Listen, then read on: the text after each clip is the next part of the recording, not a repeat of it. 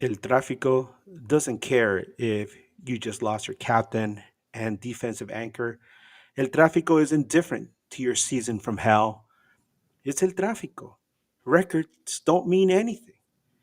It's one of those matches that always makes our hearts race a little harder, makes us hold our breaths a little longer, and will leave one group of fans roaring into the night while the others will leave with teeth clenched tight. Let's get into it. You're tuned into news across the galaxy where they talk all things LA Galaxy with the Nag Boys. Let's start nagging. Good evening to you, wherever you may be, and welcome to a Thursday edition of News Across the Galaxy's The Midweek Show, coming at you live from the banged up NAGn Studio submarine, which seems to be sinking back to the depths of the MLS table. I'm your host, Edgar Zuniga, with my NAG bro Chacho on the ones and twos, Bryant Lobos. On tonight's show, we're going to go briefly over the Galaxy's disappointing loss to Austin FC and what transpired immediately after the match. We're going to catch up on some MLS news and then, of course, preview the latest chapter of El Tráfico between LAFC and LA Galaxy. And to help us do all that, coming at us live from its mobile tactical command center, please give a warm El Tráfico welcome to the host of the Counter Press podcast, Kirk Kinsey. What's up, Kirk? Hey, thanks for having me. Excited to be here again. I think this is the second time on the show, yeah? Yeah, welcome back, dude. Thank you so much for joining us. How you been, dude? I've been good. Things are pretty good outside of soccer and inside of soccer. My kids are, out for the summer, but still busy playing and keeping me young. So we're good. Oh my God, I have a 5-year-old. I have 4 boys from 15 to 6. So it's wild around here. Dear God. Oh my God, it must be like a Royal Rumble every day. Yeah, no, it's enough to drive you insane. And I just have one. Yeah. Well, before we dive into LAFC versus LA Galaxy, let's go over some MLS news that you might have heard about, you might not have heard about, but something cool real quick. MLS unveiled 10 new additions to last year's highly successful archive collection. Brian, can you bring those up? Um, as you guys can see, I'm wearing LA Galaxy's retrograde kit from last year, which was very popular with fans. It obviously gave a modern twist to the 96 original. LAFC got one as well. I mean, all the kits were really nice. Those 5 teams that got one last year, all of them were really, really nice. For some reason, Miami got one that had Dolphins colors last year, and you're like, okay, that's kind of odd. And then, as you guys can see right there, Kirk, I know it's the first time you get to see all of them. They did a pretty good job, especially with some of the legacy MLS clubs. Yeah. Before I let you get your reaction on them, I'm just gonna give a quick ranking of what I thought because I'm a big kick guy. Yeah. My quick ranking, I said I think Columbus Crew number 1. I think it's amazing what they did with like their classic '96 look. Number 2, I have Colorado Rapids. I wish I had a little bit more flair on it, but I think it does the job. Number 3, Dallas Burn. It's always nice to see the flaming burrito back on their jersey. They should have never changed their name. I really love the Dallas Burn. San Jose Clash is back with the Scorpion, which I never understood why they had a Scorpion, but it looks cool. Minnesota United with an amazing kit. I would have ranked it higher, but I always said that I give the MLS legacy clubs a little bit more leeway. Nashville's kit, which looks a lot better now than when I initially saw it. The Seattle Sounders one, which is, if you're a Sounders fan, you love it. If not, I like it. It has a little I think work that's on it. fair. Yeah. Yeah. And then New England Revolution, I'm understanding what they're trying to do. They're trying to capture that old school Reebok look on the kit, but it just looks kind of something about it looks a little off. The DC United one I thought was a huge missed opportunity because DC United had some of the nicest kits back in the day. This time, for some reason, they put their crest all in red. I don't know. And then it's weird seeing the DC United across the chest. They never had that before, so it's a little cluttered, but I still think it's okay.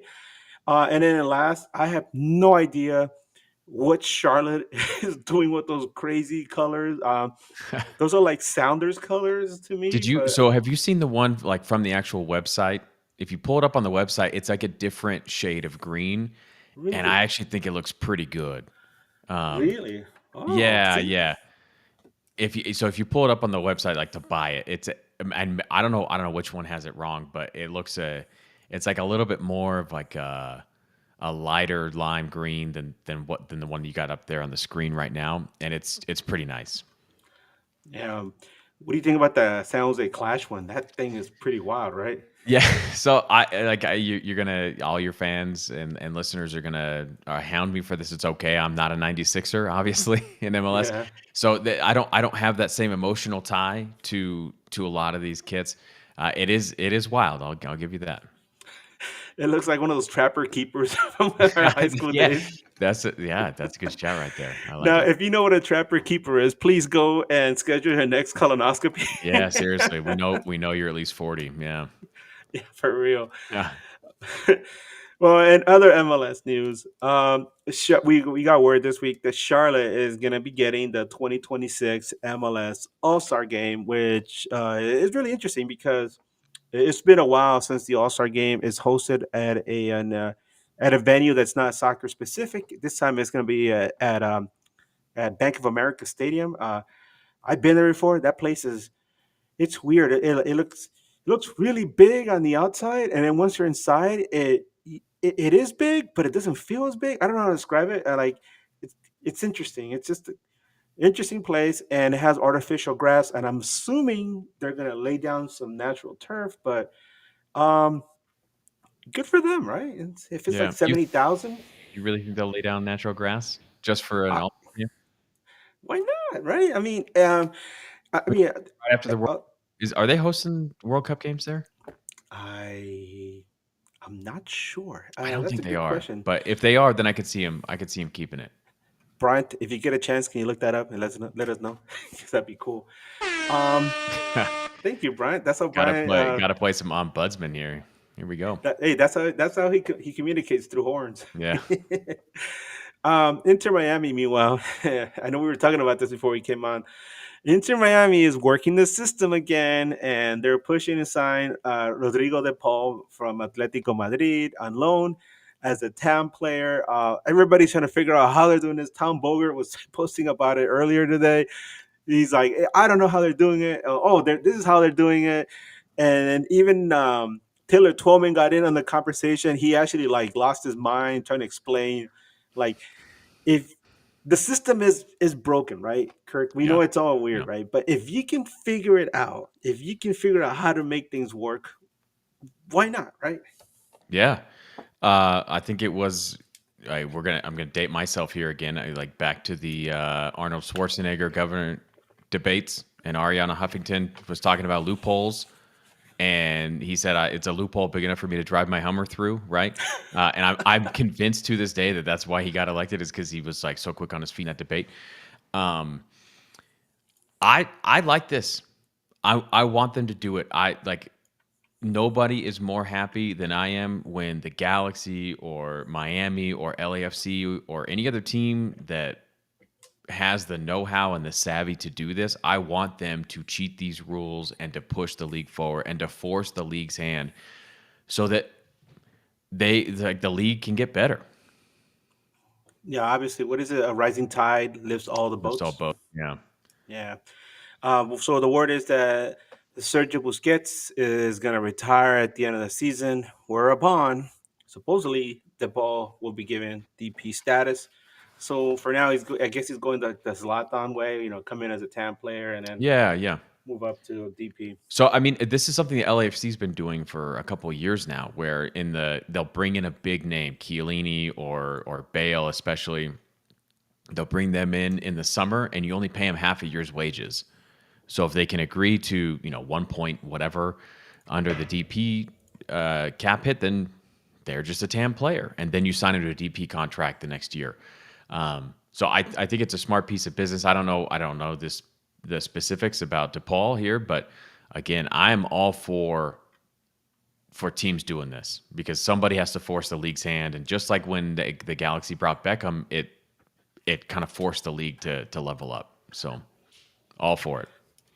Yeah. So in the meantime, found out that Charlotte is not hosting a World Cup game next year. But what the heck, man? Just splurge on that one MLS All Yeah. Star game, and I really don't know why they don't have natural grass there. It is North Carolina. It rains a lot there. They have a lot of beautiful green grass everywhere else you go. So I don't see why they don't have grass at the stadium. Um, Maybe that'll compel them to do it for next year. That's just kind of the way of the NFL, though, right? They just don't want to maintain it, so they just don't. Yeah, no, it's weird. And their owner, I know that in the past, fans have complained that he's kind of a skinflint. Mm. So, yeah, maybe it has something to do with that. Real quick, we're just gonna go over real quick about the LA Galaxy game last night, which obviously they lost.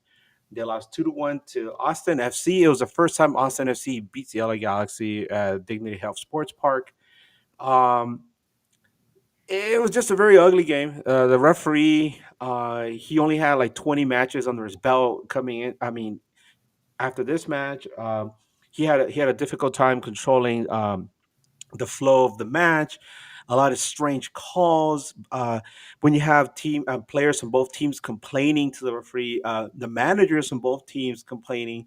Uh, Something's up. At the beginning of the match, it was like a lot of confusion because players from both sides were complaining that the ball just didn't feel right.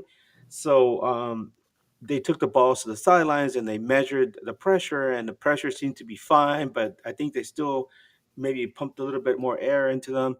It was kind of fishy, and I don't know, for some reason or other, Galaxy fans started booing Austin goalkeeper Brad Stuber, who they kept booing throughout the entire match. So I thought that was kind of odd. But in the end, and Galaxy lost the match. They went down 2-0 before they were able to get one back on a penalty kick by Joseph Paintsil. Galaxy looked very disjointed, just an absolute mess. Austin's not doing great either. They just lost Brandon Vasquez for the entire season, probably longer because of a torn ACL. Something LAFC fans pretty aware about in their case as well. But it's what happened after the game that caught a lot of attention.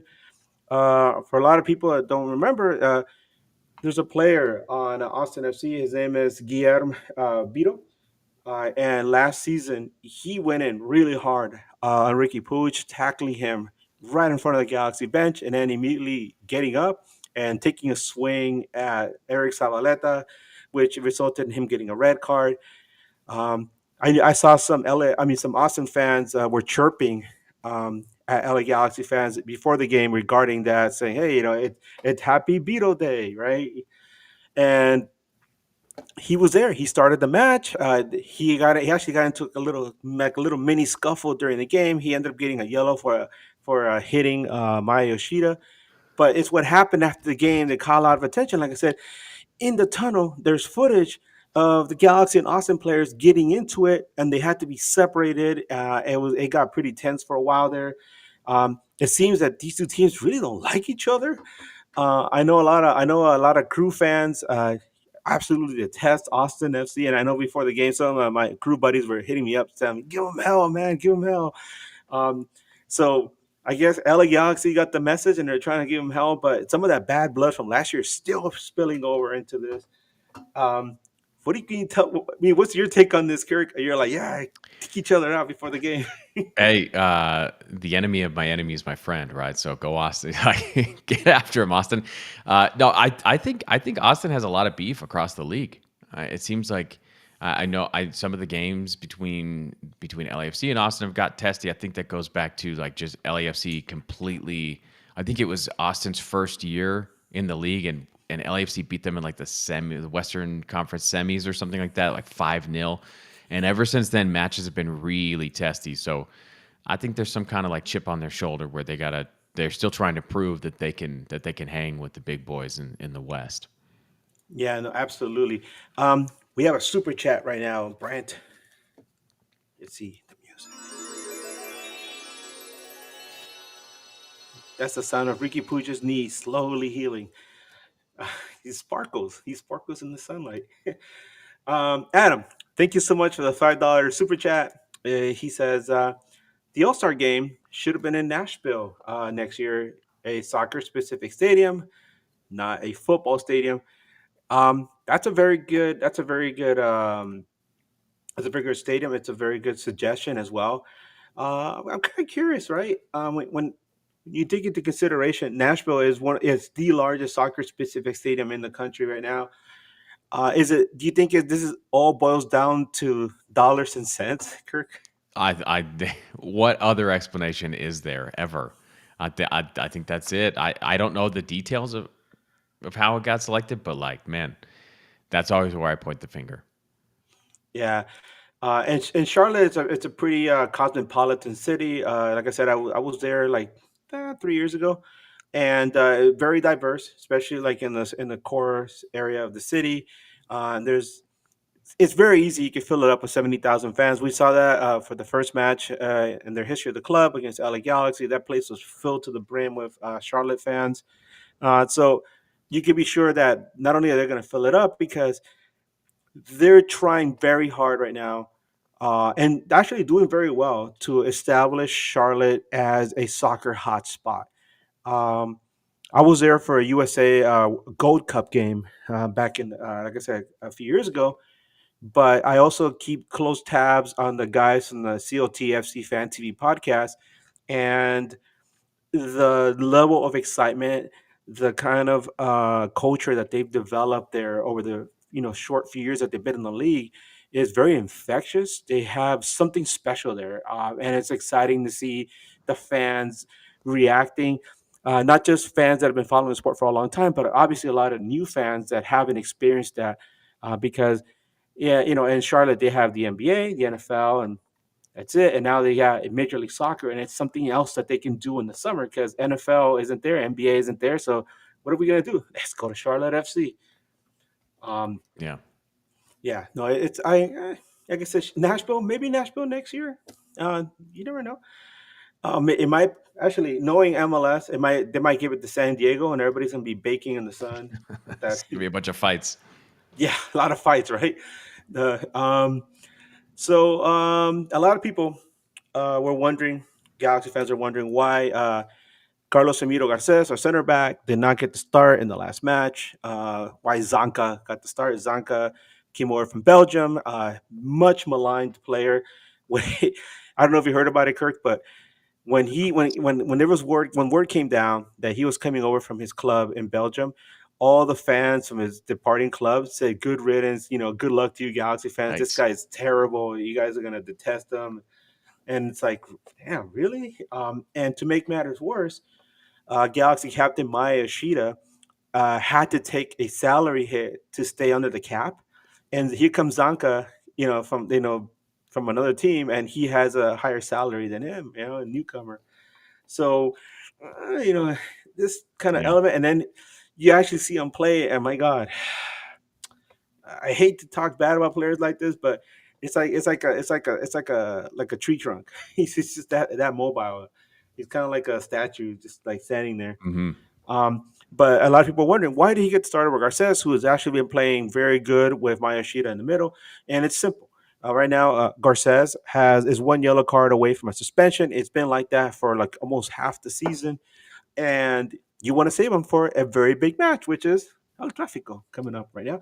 And Vanny attested to as much. He was asked that question during the press conference, and he said, "Yep, we were saving him for the El Trafico match." So it goes to show how important this match is for LA Galaxy. Speaking of important issues regarding El Trafico, as we start to slowly switch over to talking about our clubs, um, Brent, we're going to talk about the Galaxy supporters real quick. They made a statement that we're going to reiterate right now. Galaxy supporters, uh, in particular, Victoria Block in the north end of the stadium, put out a statement saying that they will officially not attend the LAFC away match at Vimo this Saturday. They say, quote, in solidarity with those who can't attend, the lack of help that AEG and LA Galaxy has not provided to the city of Los Angeles, the lack of communication on security for our members attending home and away due to immigration raids. Short to the point, and it goes hand in hand with some of the protests that we've been seeing at the stadium, the boycotts. It almost seems not that long ago that people were boycotting Chris Klein, but now it's like a whole different thing. It's something that's it doesn't just resonate with Galaxy fans; it resonates with fans across the league. We've been seeing stuff in Chicago, we saw stuff in Nashville, even in Colorado. A Canadian fan who's there to support visiting Vancouver Whitecaps was told, and you saw that, Kirk, right? He was told Yeah. you can't have a Canadian flag here. It's considered a symbol of like a political statement. And it's like, what? What about the Canadian flag that's up on the Yeah. flagpole, man? Yeah. Um, so it's I don't know. What's your take on this, Kirk? Because obviously, this is going to be a BMO, and there's obviously you're not going to hear the Galaxy fans up in that corner as you per usual. So it's going to Yeah. be kind of weird, right? Yeah, and I think the tenor at LAFC and BMO specifically has been the exact opposite. And I'm not trying to rub salt in anybody's wound here, but uh, LAFC has seemingly been really supportive, and people can wear whatever they want to wear, abolish ICE, whatever. They can hold whatever sign they want so far. They really haven't cracked down on any of it. So it's kind of a weird thing because normally MLS tries to be like very lockstep across the entire league. But I do think there's something to the idea that these teams are the ones that are enforcing these policies. Um, it sucks that Galaxy fans are in this position where they feel like they can't even speak their mind, or they're going to be banned. Like we saw fans banned from Dignity Health. That was just last week, right? Yep. Just last week, we also saw it happen in Chicago. Three Chicago Yeah, Fire fans have been banned, and then of course there's been a lot of issues regarding ICE targeting yeah, Nashville of SC course, yeah. fans as they're leaving the stadium. So there's a lot of stuff going on right now, and a lot of people are like, leave the politics out of sports. I mean, I would love to not talk about politics. I hate to talk about politics, but when it like literally invades, your sport, right? You're trying to go to the stadium to get away from this kind of stuff and just shut your mind and just watch a match, and you can't because there's stuff that's going on that's literally invading the stadium or affecting, your sense of security, right? It's Yeah. it's it's unfortunate. We do have another super chat. I want to put a pin on that one. Thank you so much, Adam, because we will address that later on as we start to get more in depth into the match. But Kirk, you wanted to say something else? Oh, just it's really bizarre to me that there's like a crackdown, like on the sign or the T-shirt that you wear, right, or the flag that you carry into the match. It makes so little sense to me that we are so offended or so worried about, I don't know, corporate sponsors, that you can't just let people say what they want to say or wear what they want to wear. It's like the most mind-boggling thing to me. And it turns me off of the league. I'm not gonna lie, it really does. Yeah, absolutely. Especially in a league that in the past has benefited a lot from not just the support of Latin American and minority supporters, right? Because we've seen the league say, yeah, hey, all are welcome, right? At our stadium, come, and there's this be an MLS community, but at the same time, it's something that it goes a little bit deeper. Now, I'm going to bring up a conversation I had with our mutual friend, Ivan, right? Ivan, the Hmm. creator. Him and I were chit chatting about what's been going on, and we were like, he was like, it's so weird, this whole thing, how MLS is having such a difficult time addressing this when in the past they've addressed, Black Lives Matters or LGBTQT plus issues, and they have events regarding that. And it struck me, I was like, it's because you can't monetize this. I was like, with both of those other events, it could be like a corporate checklist. We're like, check, and we could make T-shirts for this. We can make T-shirts for that, or jerseys or whatever, and we can monetize them. But you can't monetize this. You can't. So of course it's kind of hard to address it, and that's one way I see it. That it's a very awkward, very difficult subject to approach. I think you hit the nail on the head when you said there's not a corporate way to handle it, right? And I think in some way, you talked about the league being supportive of the community and everybody belongs in MLS, but I think the egg is on all of our faces for having bought that in the first place, because that was clearly just corporate sloganeering, and there wasn't anything really behind it in the way that we may have thought and we may have felt as supporters. So I think it's a gut check for people that are fans of this league and need to take a seriously different approach to how they support the league as a result. So you kind of talked about jerseys and asked me if I had an LAFC. I'm not buying jerseys right now, man. I'm not doing it, and it's not an LAFC thing. It's not a. I'm kind of done buying $150 jerseys for a league that I think gets so much wrong when it comes to both the sport and what's going on. Yeah, I think somebody mentioned. I don't know if it was our pod or another pod, but they said that this league is trying so hard to be like the NFL. And then you remember where Don Garber came from, Yeah, and it kind of makes sense.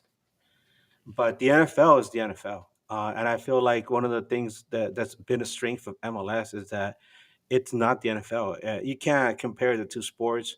Obviously, on a global scale, football, soccer is is much yeah. bigger than the NFL. But here in the U.S., 4 months, everybody's fixated, on what's going on in the NFL, and I think that MLS should just. I'm not going to say stay in their lane because that sounds kind of negative, but more like focus on what the strengths of the league, what makes it good. Look at the fans, go back down to a grassroots level, and then grow the sport from there instead of thinking from a high ground, from a glass, from a glass, what is it? Glass Like a ceiling. glass, from a glass ceiling, and being like, haha, you guys are gonna eat this, however we serve it to you, whether you like it or not. Yeah. It's like fans, you got to realize that fans have other chances to spend their entertainment dollars and not just MLS. So So I don't know how much trouble you want me to get myself into right now in go for it, critiquing the Kirk. league, but you're hitting on stuff that's really important to me. I run two different youth soccer clubs in my area, and I've long been critical of the league. It's the reason I didn't get involved for so long, to be totally honest with you. And the editorial position on the counter press is pro LAFC, anti MLS, really, because there's so many things that the league does that we just can't get along with. But we still want a team that is ours that we can root for, right?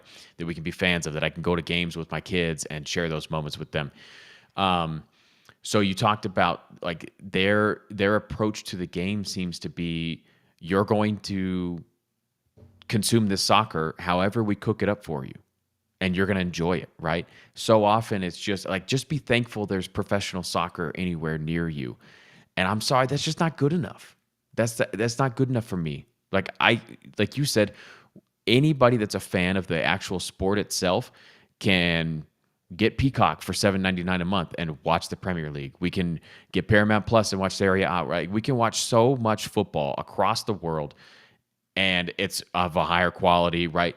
The only difference is it's not a team that's close to you that you can, like, for me, I have a hard time, supporting any European club because it doesn't feel authentic to me. It doesn't feel like it's actually my thing. I'm not from Liverpool. I'm from Los Angeles, right?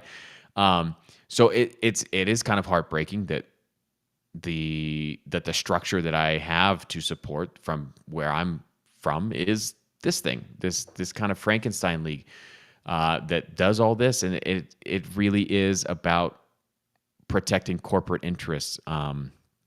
We've been saying a lot on our show lately that MLS is more of an investment vehicle with exhibition soccer, and That doesn't mean you can't have fun with that exhibition soccer, that there's not good things that happen every single week when you watch these matches, that the players don't care. Like, that's not what we're saying. We're saying that the main point of MLS is just to attract more money.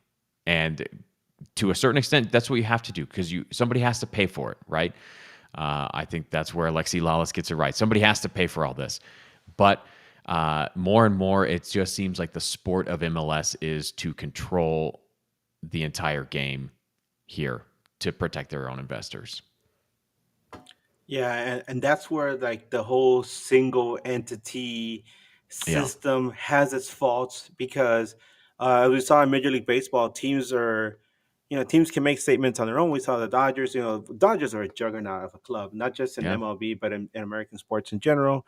And first they were kind of silent, but then they actually made a statement, and good on them, right?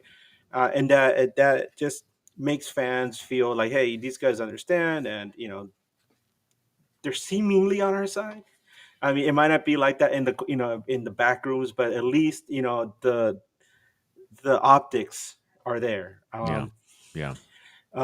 Real quick, I want to address. I see Adam has another super chat for us. That's a really good question, and I will address. I promise we're gonna get away from this real We're, quick. we're into something heavy right now. We can't. Yeah, but just to cap it off, you mentioned how yeah, we don't have to spend our money on MLS. And but then we see USL, we see some of the other smaller leagues, and no matter where you are in the country, one of the wonderful things about sport is that at the grassroots level, you'll find something. Like I said, my wife, she's from North Carolina, and the many times I've been out there, I used to go catch Carolina Railhawks games, which are in Raleigh, actually in Cary, North Carolina. And then they made a push to become an MLS team, and they rebranded as North Carolina FC. And I remember I had the opportunity to actually come in and invest in the team and become Mm, like an investor. It was really cool. They sent me like a membership card, and I got like my own kit with my name on it, and it said I was like number 28 among like the hundreds of investors that they had. um, Obviously, they never got into MLS, but it was still really cool. I got to meet the team owner and some of the people in the front office when I was out there. And it just feels really nice. It reminded me of what MLS was like at the very beginning, when it was something that was fun and wild and raw and pure. Um, and then a few years later, there's another team across the state in North Carolina in an area called Boone, which is where Appalachian State University is. And I've been out there once, a long time ago, but I heard that they were putting together a team at USL, like very low USL level, and I thought that was really exciting. And I remember the team is called Appalachian FC, and they have like a yeti as like their mascot. mm, Yeah, it looks really cool. And I remember I bought season tickets, and it came with a free kit. I got the kit, and what I ended up doing was like I ended up raffling off the season tickets to a fan that lives there, and they got my season tickets for the whole year, and it was cool. I got to help with the team, and now they're still around. And it's little things like that, like this. There's support there, even in the Carolinas and the Allegheny Mountains, right up there. When you think it's in a hillbilly country, and they love the soccer, and they right. still go and they support it. Right. And you'll find that same level of support here, not just at a USL level, but you also see it at a college level. Because I'm from Cal State. I mean, I went to Cal State LA. We have a pretty decent team there. My wife went to Cal Poly. Where I live is not that far from where Cal Poly is, and her and I have been to games where Cal State versus Cal Poly, and it's a lot of fun because we're going back and forth with each other Okay. watching the game. Yeah. Um, but let's transition over. Thank you so much for sharing your thoughts, Kirk. I really Yeah. appreciate it. But let's transition over to El Tráfico. And what happened to LAFC since the last El Okay. Tráfico. Yeah. I remember at that point we had Ivan on, and he was saying how he was really nervous about the match because Galaxy was going through a really bad run. And here comes El Tráfico, and he's like, "Dear God, I think we're gonna lose to you guys." And it wasn't exactly like that, but it actually wasn't easy for LAFC. And at the end, it was Yeah. like a weird draw. But since then, what has gone down with LAFC?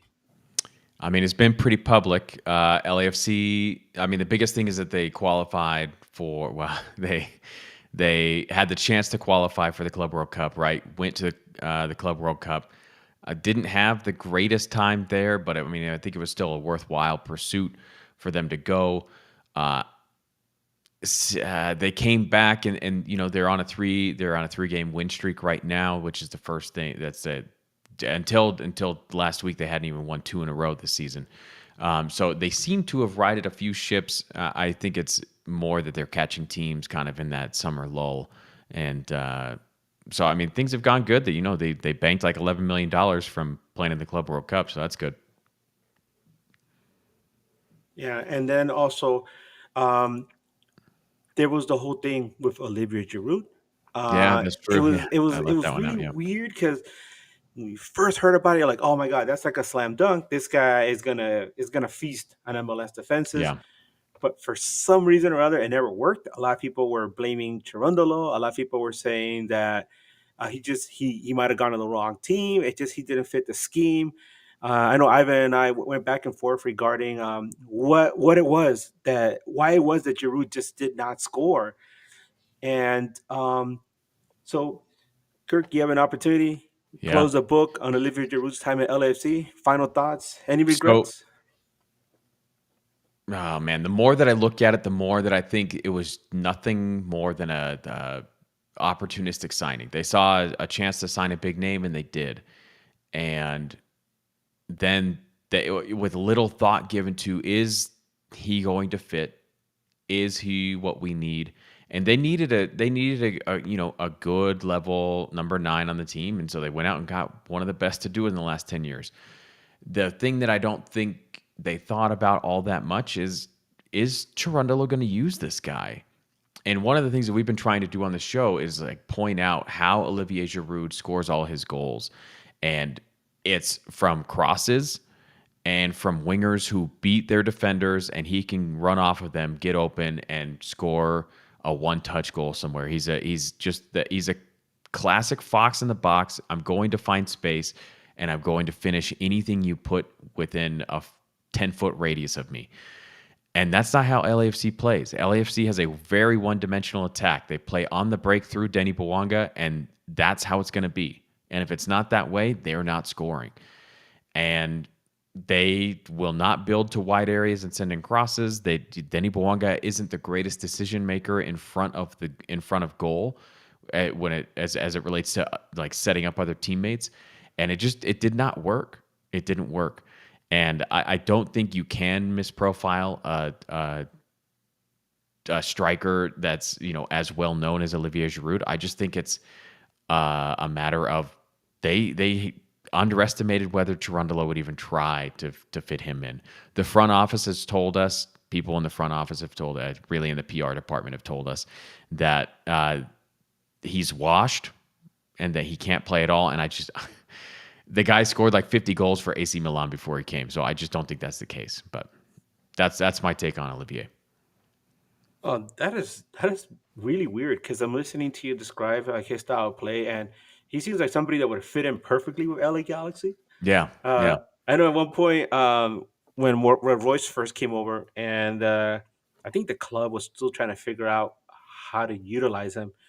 I was just mentioning to LAFC fans, hey, you guys want to do a switch, Royce for Yeah, right, for Giroud, right. Yeah, because it seems like they would fit each other's, you fix some things by switching these two guys, but yeah, and what a shame, because yeah, yeah. obviously he brings that World Cup pedigree, and just never saw it come to fruition. There was that one goal he scored against Columbus, which was a banger, I remember, Hmm. but They they far and are few they between, right? they're weird with the striker position, man. The last good striker that they had that was a really effective was Chicho Arango, and they shipped him out. And like the line there was he doesn't defend properly.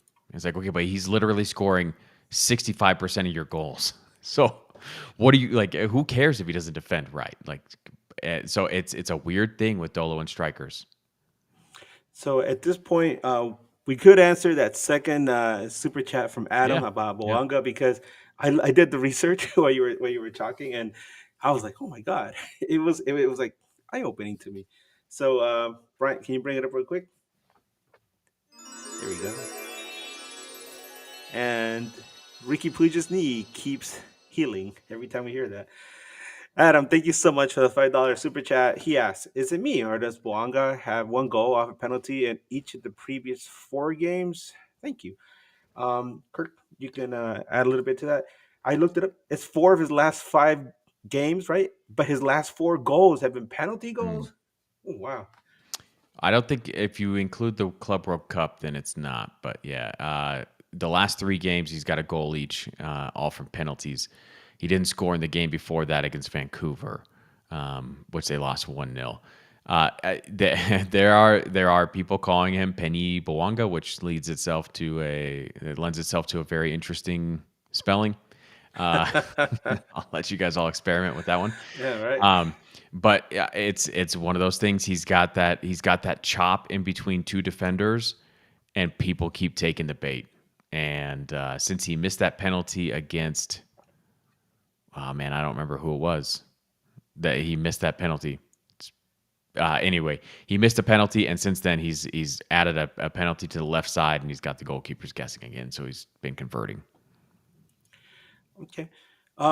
So another big thing that happened with LFC that's happened this week. I posted about it. The impact of losing captain Aaron Long. Yeah, If you haven't seen it, it was non-contact, which to me those are the worst injuries. Non-contact injury because you're obviously not really like it's not an impact, so you can point at this is what caused it. It's just I mean at that point it's speculation, right? yeah. But yeah, the impact of losing Captain Aaron Long. What can you tell us about that, Kirk? So the team came out and announced that it was an Achilles. He's had, as far as I understand, he's already had surgery to repair it. It's a long, long road. It's not the Achilles that he tore back in I think 21. So it's the opposite side, which is just it's a soul crushing injury because it's such a long road to recovery. And I think he's already 33 or 34. So it's a dangerous and like precarious spot for him. The impact, I mean, look, I'm not a huge Aaron Long fan. I think he's an okay defender. I don't think he's great with his feet, but he was a big part of he's like the defender that Steve Cherundolo trusted most. And we'll see how he handles it. I think, they went to a back three against Minnesota, and they honestly looked pretty good. And they had three ball-playing center backs. Sergi Palencia, who normally plays as a fullback, came in as a right-sided center back. We've talked about it on our show, but we actually think he's the best center back on the roster, even though that's not his primary position. And they looked pretty good possessing the ball around Minnesota. I also heard that a player, former LAFC player who went to Grasshopper, is now heading back to MLS to rejoin LAFC. Is Chonier, Yeah, right? yeah, it was just And announced. is he maybe like kind of like a insurance policy at center back just in case you have any more injuries or you start to get thin at the back line? So my understanding is he's more of he's a midfielder who's kind of a more attacking profile. I Oh, okay. think I think the team was completely blindsided by this. Marlon also left, and I think that was a little bit unexpected. They weren't really sure, like they didn't really know that was happening, and so I mean they're in a bad spot for center back depth right now. Oh my God, that's something Galaxy fans are too familiar with. Yeah, no We've been kidding. we've been having issues at center back for like almost a decade now. The good news is Uh, that Eddie Segura is finally looking like his old self after those two ACL injuries. So it seems like he's turning a corner. It took him a long time to get back to where he is now, but he's looking a lot better these days. Now, regarding Aaron Long, just out of curiosity, because he used to be one of the people you would always find on the U.S. men's national team roster. We obviously know the U.S. is starting to prepare for the World Cup next season. Do you think a healthy Aaron Long, let's say he didn't get hurt, let's say he finished out the season, he had a pretty solid season. Do you think he would have been on that radar for the U.S. men's national team to make the final 26? I can't imagine Pochettino selecting him. I think there's too many deficiencies in his game um, to warrant bringing him in. Okay, thank you so much. I mean, because You're we gonna we get the saw. truth. You're gonna get the truth from me, man. No, The I team is appreciate it not gonna like because it. No, it's just that we saw what happened to Brandon Vasquez, and it's obviously somebody who's kind of fallen out of favor with the national team, but he's a big dude, right? And he's a forward. Those dudes, they get hot and they can go, but now obviously he's going to be out for a while, and Yeah. not just a blow to Austin, but for the U.S. men's national team as they're trying to gear up for the World Cup. Um, it is summer, silly season, right? And like you said, sometimes you're blindsided by some of the transfers, and especially some of the stuff that you hear on the internet or just from in general. So there's a lot of rumors flying around, and some of them are potential transfers to LAFC. One that we addressed not that long ago when we had the guys from Vancouver on was Sung Hyun Min Yeah. to LAFC, and then this week we've also heard Gio Reyna. Are either of these a possibility, Kirk? So it's, I mean, there's already talk about Ange Postacoglu coming in, and so then obviously then there's rumors about Son coming in, and I think he would be kind of an attacker in their profile, what they really like to see, but it seems like that kind of lost all its thrust. I don't know if that's going to happen. There were rumors also about him coming, in a year or two. Not right now. Similar to the Anton Griezmann saga, right? The Gio Reyna thing is being shot down by anybody in and around the club. So I don't. I think that was an agent playing games there. Yeah, some people like to stir the pot. That's why it's Yeah. called silly Yeah. season. I did see earlier today that Parma in Mhm. Serie A is like making an effort to go after him. So that might be one of the landing spots for him. I mean, Gio is an interesting guy because obviously he carries some baggage. We've all been privy to what happened between him and Bradley and his family, and it's a stupid mess that should have never ever been aired publicly. Yeah. Um, but obviously he's got talent, and he needs a push. I think he needs like a change of scenery. He needs to go somewhere where he'll feel a challenge and he'll get pushed to take that next evolutionary step. I think MLS would be great for him. But if he can figure out how to get some playing time at a high level in Europe, then good for him. But I think that bringing him to MLS would be a good shot in the arm for him, and it also would put some more butts in the seats and maybe bring some eyes to the league. I know we've been talking about how the league is so corporate, but he's one of those players that obviously is important for the future of the U.S. national team, and I just want to see him get some good minutes and build some of that confidence so that by the time the World Cup rolls around, he's somebody that Poch can be like, you know what? Let's take a look at this kid and see what he can do, where we can fit him into the scheme. Yeah. Uh, I would love to see him at LAFC. I think they desperately need midfielders of a different profile. But yeah, I think it would have been okay for him. I think getting back to Europe after coming back to MLS is going to be a lot harder than most people anticipate, which is probably a good reason for him to stay and like you said, try and stick it out and fight for something over there.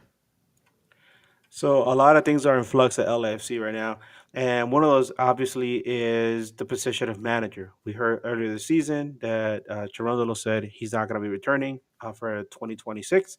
So, Kirk, who are the top candidates to take over as manager right now? Is there somebody that you think would be a great fit for the team? Yeah. So the Big Ange rumors started leaking, right? I don't know how much I trust that, to be honest. I think the most likely candidate is Ante Razov. He's already there. The last time they made a hire, it was somebody within the organization. Now, Gerondolo had been hired for the Las Vegas Lights, right?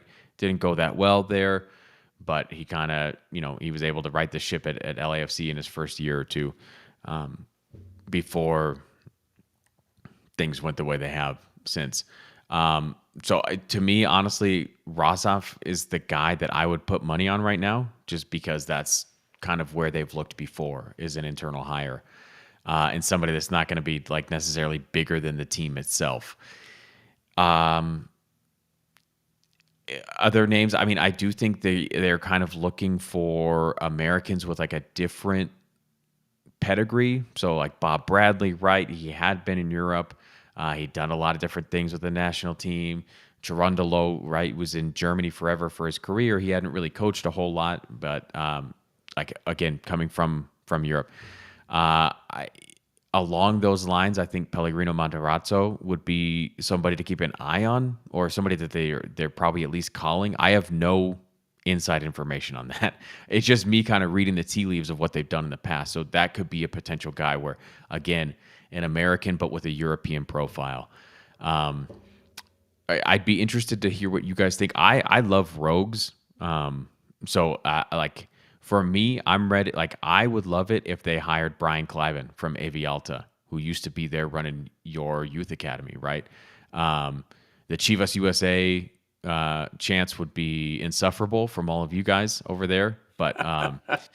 I think Brian has done an incredible job with a lower tier of players and has them, had him in the Open Cup swinging against the big boys. So I think he's a guy who can really get some special stuff out of players.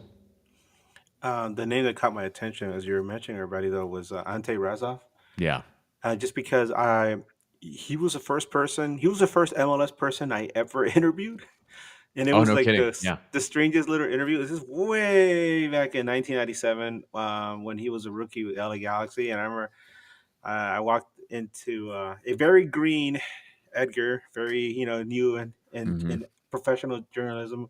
I walked into the Galaxy dressing room and there was Ante Razov, and I went up to him and I had my little mic and I was like, "What's up?" And he was like, "What's up? How you doing?" Yeah. "I'm all right. Yourself?" "I'm all right." And that was it. It was very weird, right? Like, what the hell was that? Yeah. Now, the funny thing is that we got to know each other pretty well during that time, and several years later, I was with my wife, my girlfriend at the time. I've told the story before, but it's funny to me. We were at Sharky's in Hermosa Beach. We were just hanging out after hanging out at the pool. We are having some tacos and having some drinks, and um, I was wearing my Galaxy kit. And I remember I went to the restroom. When I came back, I sat with my wife, and then this guy comes over, and he's all like, "Hey, do you know Ante Razov?" And I'm like, "That's such a weird question to ask." "Yeah, I know Ante Razov. I knew him from his Galaxy days." He's like, "Well, he's over there, and he recognized you, and he wants you to come over and hang out." And I was like, "Oh, That's okay." funny. So I walked over, and he was like, "What's up, man?" And I was like, "Hey, how you doing?" "It's been a while." "Yeah, it's been a while." And then we were just chit chatting about Galaxy and Chivas USA because at the time he was with them. And then he's all like, "Hey, I want to introduce you to this guy right here next to me. He's rookie. He's gonna be really good though, and I have a lot of high expectations for him." He's like, "Hey, say hi to Sasha Clifton." I'm like, "What's Oh, up, no Sasha?" kidding. Yeah. That's awesome. Oh my god, I'm old. Time has passed. Yeah. But let's change the subject a bit into something a little bit more serious. Right on top of all the serious stuff we've been talking about, Yeah. but this is something that we discussed before we came on, and it's something that some Galaxy fans might have heard about. I know it was a pretty big deal around LAFC circles, and if you're a journalist like me, this is something that it's kind of bothersome. But um, there's on Twitter a guy named Daniel. He goes by the username LAFC Daniel, and he was covering the he was covering the team, and then I guess he asked the wrong question and had his press credentials revoked. And I mean, on the outside looking in, it looks pretty bad. Like, what the hell, like, what, why would you Yeah. take away somebody's, credentials for asking a question? But you say you could provide some context Sure. into that, Kirk. So why am I talking about it when you can, give us some more Yeah. details? So Daniel's my co-host. He was in a presser with Chirundalo. He was given the opportunity to ask a question. He asked, some of the supporters. This is like kind of after the Club World Cup. All right, some of the supporters are a little bit down and you're frustrated with current results. Any message for them? So softball, typical question. And Chirundalo kind of took umbrage with this question and said, "Nobody's talked to me about this." Next question. Um, And Daniel was then contacted by LAFC PR right away. Hey, what's your outlet? What's your email? And he was then called by a guy named Seth Burton, who is the VP of LAFC PR. So he's like running all of LAFC comms and public relations. And they had a long conversation about his work on the podcast and his involvement, especially with me. Seth Burton is not a fan of mine because I am very harsh on the team when they don't do well. I am willing to point out that I don't think Aaron Long is a good fit and he shouldn't be getting all that money from LAFC, that it'd be better spent elsewhere. So he kind of, just doesn't really like the show, listens a lot, and thinks that we just hate the team. And after all this, after this long conversation, Daniel kind of told me about what happened. And then the press conference was released, and they had cut Daniel's question out of the video. And so Daniel then said, hey, not in this press conference is my question to Steve. Here's the question I asked. Here's the response he gave. And then they cut it out. And then the next thing that Daniel got was a notification that his press credentials had been removed, and then removed from like all the group text with all the other people that cover the team. And so then Daniel tweeted about that too. And that when he tweeted that about my press credentials were removed for having reported that LAFC scrubbed Torondelo's answer to my question. That set off this big firestorm. Contacted by PR again about trying to clean this whole thing up. And so we have just been kind of trolling LAFC PR for the past week over this whole incident. At one point, Seth recommended that if we hate the team so much that we go watch the Revolution instead. So we did. We watched the last two Oh my Revolution matches, and we released a podcast last night. The counter press does Boston type of thing. There you go. That's We need awesome. a drop kick Murphy's drop right there. Yeah. So it's been fun to just kind of troll them and to find, they've got a bunch of burner accounts on social media that we've been combing. Anyway, so it's just been kind of a mess, and here we are. The last thing I will say is Daniel and I don't consider ourselves journalists. We consider ourselves pundits. We're fine without press credentials. We will survive. But we kind of do want to rip the mask off of people that help run this league. Again, their sport is control, right? Back to our conversation earlier.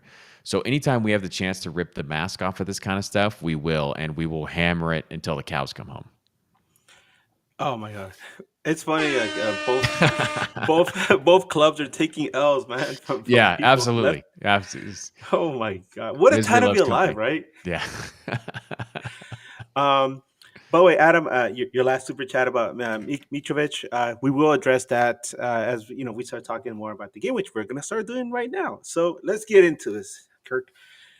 Table positions. Right now, LAFC comes in fourth place in the West, ninth overall in MLS. Galaxy last place in the West, Not but good. no longer in last overall. We're 29th. Thank you, Montreal, for being real bad. Um, All-time records between Galaxy and LAFC. They played each other 20 times in the regular season. LAFC has 6 wins. Galaxy has 8 wins with 6 draws between both. BMO Galaxy has 4 wins. I'm sorry, LAFC has 4 wins. Galaxy has 1 win and with 3 draws. Obviously, the last time these two teams played each other was in match week 4, which was it wasn't match week 4. It was earlier this season. It was in May. Galaxy and LAFC tied 2-2.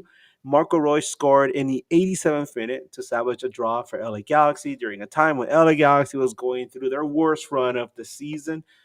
Um, just a reminder, the only time Galaxy has won in the regular season at BMO was during the strange 2020 season when goals by Ethan Zubak and Sebastian Leggett, remember those Mm. guys, propelled Galaxy to a 2-0 win with manager Guillermo Barros Escaloto at the helm. Mm. A name that will live in infamy over here. The last time LAFC beat Galaxy was at last year's 4th of July match at the Rose Bowl when goals by Kai Kamara and Dennis Mwanga led LAFC to a 2-1 win over LA Galaxy. As far as player availability report, obviously Ricky Puig He's getting closer and closer to healing completely. We're not going to see him obviously in this match, but we expect him to probably show up in the League's Cup matches, and hopefully he doesn't get injured. And then as far as other suspensions, it finds Edwin Cerrillo, Carlos Emilio Garces, and Isaiah Parente are all one yellow card away from a suspension or a fine. Kirk, what can you tell us from the LAFC side of things? So I mean, obviously, we talked about Aaron Long is done. The another center back, Lorenzo De La Valle, he's still out with an injury as well. So center back depth is really poor right now. Ryan Raposo is also out, and so is Maxime Chanot, another center back. So things are not good around LAFC when it comes to the back line. Geez, seems like these two guys are like stumbling around in the dark, and they're gonna bump into each other and knock each other out. Yeah, yeah.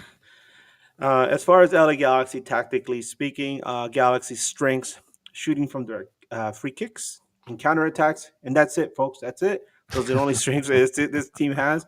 As far as weaknesses are concerned, this team struggles to finish scoring chances. They struggle to defend set pieces, aerial duels. They struggle in defending against attacks down the wings, defending against long shots, defending against through ball attacks. They're really soft up the middle.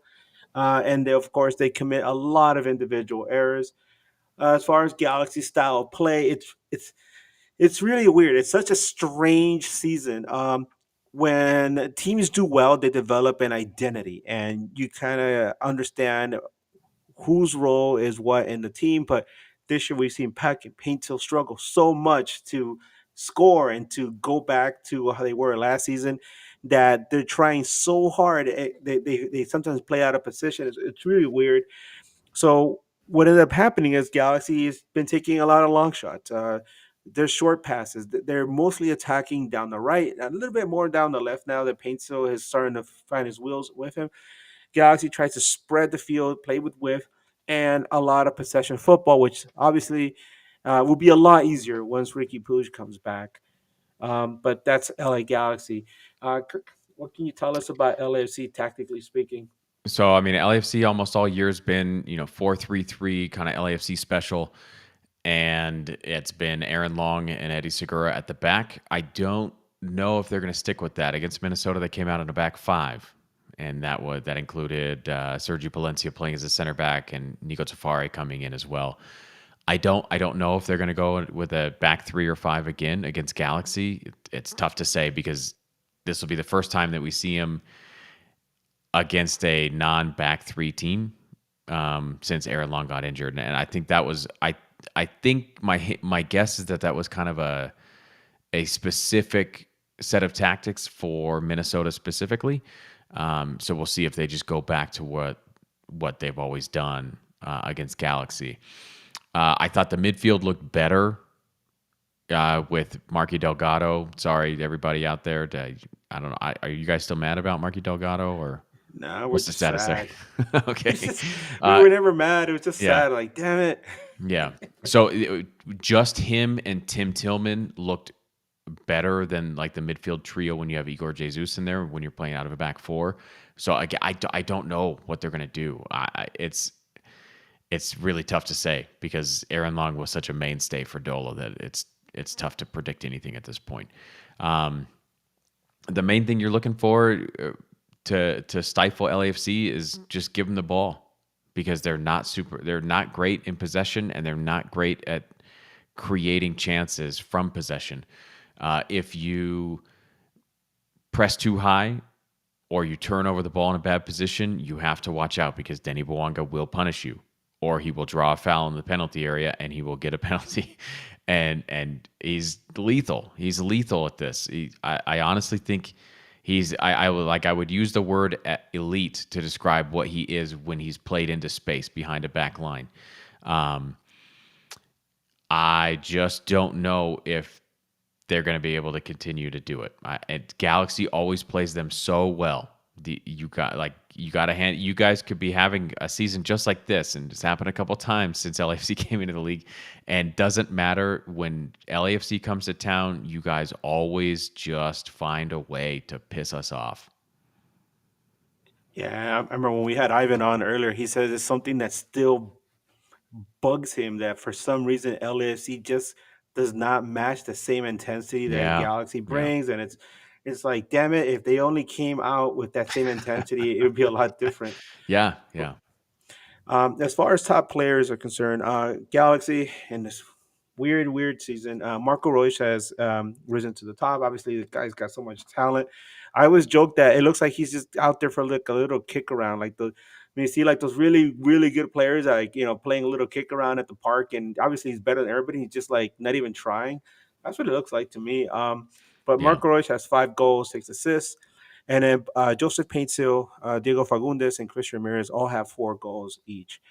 What can you tell us as far as the LAFC is I concerned? mean, you know Bawanga, right? And Yeah. you know how I feel about the one dimensional way that they attack the goal. Uh, and Nathan Ordaz has leveled up his game this year. He's a much more effective forward in this league this year. And I think you might be able to see him get on the score sheet if he's able to, if anybody can find him in space, he's been really good this year. He's been active in the press, which again it seems to be the most important thing for Dolo when it comes to a striker. Other than that, Delgado has been good in the midfield. Tillman has been good in the midfield. Honestly, I think the two standout performers all year have been Ryan Hollingshead and Sergi Palencia, your two fullbacks. The way that they both defend and keep wingers off the score sheet, and the way that they attack the goal. If it were me, I'd probably be looking at a back four because I want them on Peck and Paintsil. Okay, and this is where we address this super chat from Adam. Thank you so much, Adam. Let's heal Ricky Puig's knee a little bit more. There we go. Applying a little pixie dust on his knee there. Adam, thank you so much for the $5 super chat. He asks, Edgar, do you trust Mikovic for Saturday's game away in a difficult place to get a result? Mikovic looked afraid to come out and his second goal yesterday. Yeah, it's yeah. Our goalkeeper. Let's be honest. Galaxy hasn't had a good goalkeeper in like in a decade. Um, I look at the Stuvers and I look at like some of the other goalkeepers in the rest of the league, and I'm like, my God, these guys are sitting on riches, and here we are with 4 goalkeepers, and the best one is like mid at best. Although I do think that Mikovic is getting better and better. For a while there, it looked like John McCarthy had gotten his starting spot back because at the beginning of the season, Kirk um, Mikovic was the starter. Mm-hmm. He had some pretty bad results, and then the fans were complaining like, "Hey, what the hell, man? Let's bring J Mac back," and they put him back, and he was doing okay. But then he has his own issues, especially with distribution. Yeah, And I'm sure you're familiar with that. we know it well. Yep. Yeah. So Banny ended up putting Mikovic back, and he put together some pretty good games. But in this last match against Austin, the second goal, there was some miscommunication between him and John and a wingback John Nelson, and that led to Austin's second goal, which proved to be the game winner. Um, these are things that if you're having a good season, and you can score enough goals to you know get around it, it's not that big of a deal. But in a season where it's the wins have been so difficult and trying to score goals has been difficult, these really stand out. So obviously, that proved to be like the moment of the match. Mikovic not really communicating well with Johnny Nelson, and obviously he stumbled, didn't know what to do, and Austin punished him for it. In this match, this is one of those matches where you have an opportunity to really shine and show what you're made of. Uh, I feel like Mikovic, he's trying really hard to make a name for himself, especially because when John McCarthy was getting a lot of playing time, especially last season, he complained saying, "Why the hell am I here? I came out here, expecting to be a starter, not to be sitting on the bench."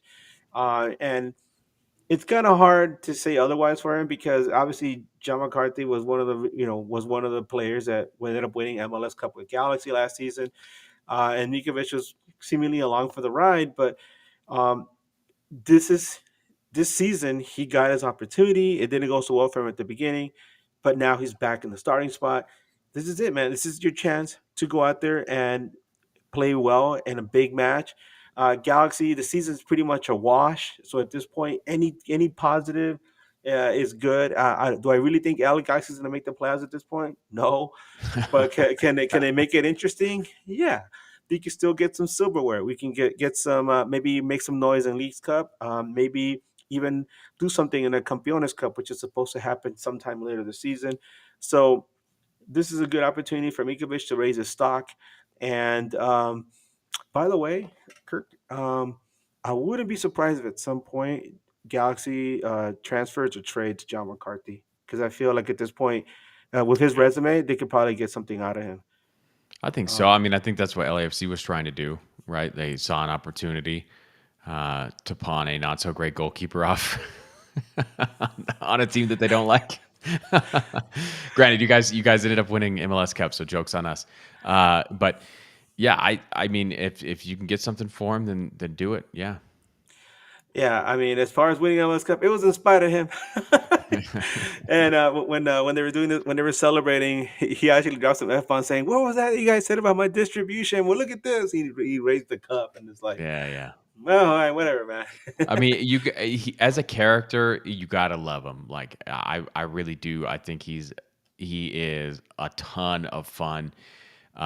He's always gonna have jokes like that. He's great. And I like guys with a little bit of swagger like that. So I'm not complaining. All right, Kirk, you mentioned a little bit of this, but this time it's your time to tell us how to break it down. Oh, This sorry, I jumped the weird, gun there. Yeah, this weird broken LA Galaxy team, right? yeah. I've told you all their their foibles and like, all the issues that they have, but what's it gonna take for them to defeat LAFC this time around? Give LAFC the ball. Give them the ball. That's what you have to do. You have to convince them to try and possess the ball. Like come out and low block them because there's not a whole lot they're going to be able to do. They just don't have that creative force either from the wings or in the midfield. Again, I like Delgado and Tillman a lot. I think they're very good midfielders in this league, but they're not the kind of guys that are going to generate attack in the final third. And that's okay because that's not how LAFC typically has played ever. But they just they lack either a winger who can really create against a set in defense, or a striker that can do it, or a midfielder. So give them the ball and see what happens, and then hit him on the break with Peck and Paintsil is exactly what I would do. Use Royce you kind of as like a pivot man to play the ball into, and then let him run at the back line, and then punish him on the break. Well, thank you so much, Kirk. Now let's share the ref report. The referee for the team for this upcoming match has been released by Pro, and our referee for this match is Guido Gonzalez Jr. Gonzalez Jr. As you can see right there, he's having an argument with Leo Messi. Uh, he gave him a yellow in that match, by the way, and then he got chewed out by Suarez after the match. But Gonzalez Jr., who is FIFA sanctioned, has refereed in a 2026 World Cup qualifier for CONCACAF. He has also refereed in various FIFA U friendlies, NASL, USL, US Open Cup, Leagues Cup, and interestingly enough, a match in Spain's Copa del Rey. Yeah. He was named the 2024 US Soccer Male Referee of the Year and officiated MLS Cup 24. Since 2018, he has refereed in 115 regular season matches, 10 of those with LAFC, who holds a record of 4 wins, 4 draws, and 2 losses, with 4 wins, 2 draw, and only 1 loss at home when he's officiating. Galaxy, meanwhile, have had him for 5 matches in the regular season, 1 win, no draws, 4 losses, all of them away. Oof. So, oof. Gonzalez's last LAFC match was a 2-2 draw versus Portland Timbers away, which was earlier this year on April 19th. He handed out 4 yellows to Portland, 4 to LAFC, and gave a red card to LAFC manager Steve Cherundolo. My He guy. awarded I like this guy. Absolutely. Sign me up for this match. yeah, he awarded 2 penalty kicks, one from each team that were converted for goals. Um, Gonzalez Jr.'s last. You're gonna love this, man. His last LA Galaxy match was the rematch of MLS Cup 24, where Red Bull New York massacred Galaxy 7-0 at Sports Illustrated Stadium on May 10th, 2025, also known as the Red Wedding to us Galaxy fans. He handed out Ooh. two yellows to Red Bull New York and five to LA Galaxy. This is going to be his 19th MLS match of 2025. So far, he has handed out 74 yellows, which is an average of 4.1 per game, and one red card. And he has awarded three penalty kicks this season, two of them in LAFC's match against Portland earlier this year. So, taking that into consideration, Kirk, this is your chance to shine. Well, Time for first off, I your gotta say, like you are so in depth with all this info. Man, I'm like thoroughly impressed, and you're like embarrassing me. Normally my analysis on refs is shut up, fans, quit complaining, and it's like just force your team to do better. But it does seem like it's a bit tilted in LAFC's favor here. So all you Galaxy fans can fire up your explanation tweets right now. Just save them in your drafts and let them fly.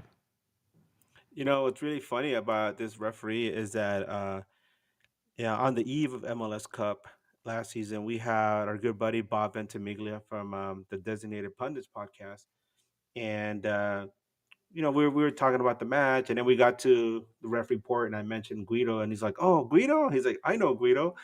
He's like, he used to come down to the rec center and play with the Red Bull supporters, and Oh, just play with us. I was like, "Really? So you is guys he know any this good? guy?" Like, I don't know, but he said they knew him, right? And so we're like, "Yeah, we knew this guy," and so we're very familiar with him.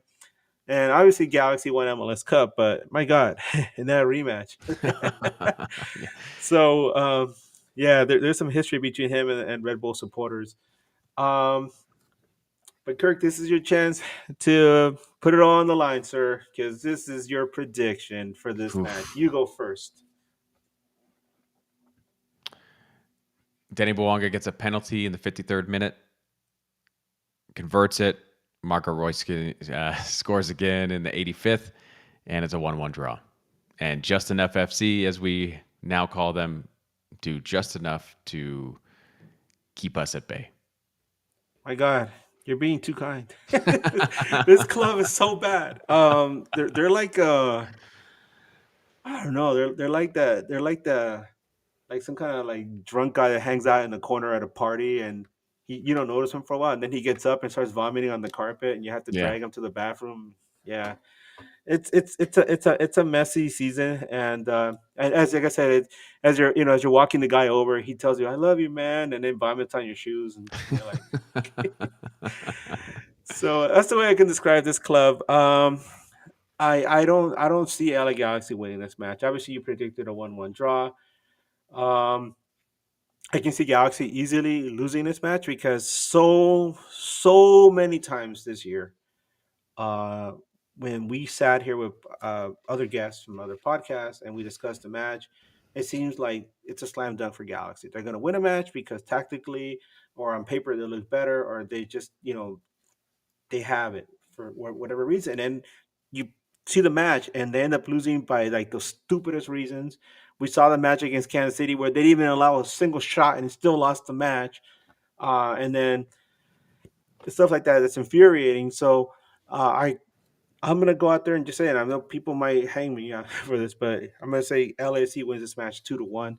Heyo. Um, I mean, like I said, I see Royce scoring a goal, but then I see like Boanga getting one and mm, Mark Delgado scoring one, Oh, yeah.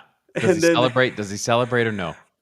I don't think so. I think Galaxy did right by him and kept him in LA. His I family would just hope bought a I would house. hope he doesn't. Yeah. Yeah, I Even mean if it is a Galaxy game winner. fans.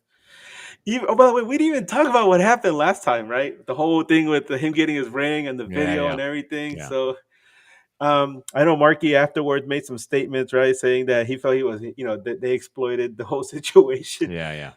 Haven't seen any of that in in the lead up to this match. But obviously, there's a lot of other things that are pressing, around the league and around LA right now that Yeah. we don't have that chance for that kind of skullduggery at this point. No, no. Shout out to Marky Delgado, the pride of Glendora, which is also my hometown. So, uh, love that dude. Happy No, he's on the right side of history now. well, let's see. Maybe one day he'll come back to LA Galaxy. There you go. Yeah, he could go back. You We'll be never the know. first player to go back and forth, back and Yeah, forth. yeah. We have a super chat. Another super chat. Thank you so much, Adam. Really appreciate it. Let's heal Ricky's knee a little bit more. There we go. Adam, $5 super chat says, Edgar, how do you feel about Miki Amane?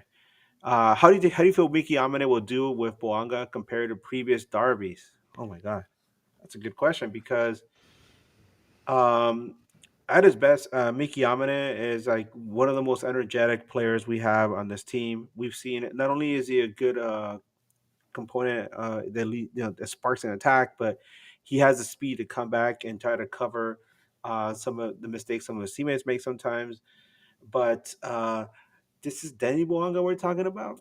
And it's not just any other MLS player. He's obviously one of the most explosive players in the league. I feel that Yamane would almost have to play a perfect match in order to contain Danny Boanga or at least limit him, and maybe get some assistance because the Galaxy defense, like I said, is particularly soft down the middle. And if Miki Yamane somehow gets caught up the field, and he tends to do that, he tends to run up the wing and try to create some offense, try to whip in a ball on the counter, or try to create something for his teammates in the middle. And if for some reason he slips or he just gets caught, he's going to get cooked. And because the center backs right now, Carlos Miro Garces is going through a good run of form, but we see Maya Yoshida have difficulties um, just covering ground in the match. I think it was a match against DC United. Kirk Maya Yoshida looked gassed, and Mm, we're talking about Garces, when our other center back. He was covering for Yoshida on both sides of the ball, like on left and right, and i- if it wasn't for him, I think Galaxy would end up losing that match. So it'll be interesting to see how can try to back up Mayashida when it comes with Miki Yamane, because I feel like somebody like Boanga merits that kind of attention. Like you said, give LAFC the ball and see what they can do with it. But yes. if you know Boanga is going to be coming down that wing, and you got to put all hands on deck. Yeah. So, any parting words, Kirk? Anything you want to put out there before we head out tonight? No, thanks for having me. I appreciate being able to talk about not only the match, but like what's going on with us and LAFCPR and what's going on around the league. It's good. I really do enjoy talking about that stuff just as much as the sport itself. So it was good to be able to talk about all that.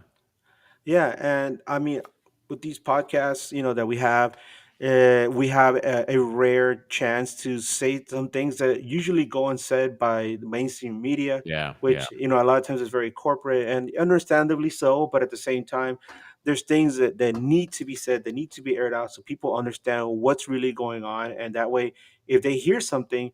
It's not just to roast into the glasses, or it's not something that has been spun a certain way. No, you're hearing it directly from us because we've yeah. seen it happen. We hear it. We're in the thick of it. So thank you so much for sharing so much of Of us course. tonight, Kirk. Yeah. Before we head out, can you mention your socials for any LAFC fans that are watching that aren't familiar with you, or any Yeah. Galaxy fans that want to keep tabs on what's going on with LAFC? Can you please? Yeah, so you can follow me at counterpress underscore. That's the show handle. My personal handle is at Kirk Kinsey. If you want to see, what I'm doing with soccer outside of punditry, it's Playmaker Football Academy North on Facebook and Instagram, and we'd love to have you there too. Punditry. That sounds like something very interesting. I want to major in punditry. Yeah, Well, for anybody that doesn't know me, my name is Edgar Zuniga. I've been covering MLS since 1997, and I love MLS. I love LA Galaxy, but I also just love the league in general.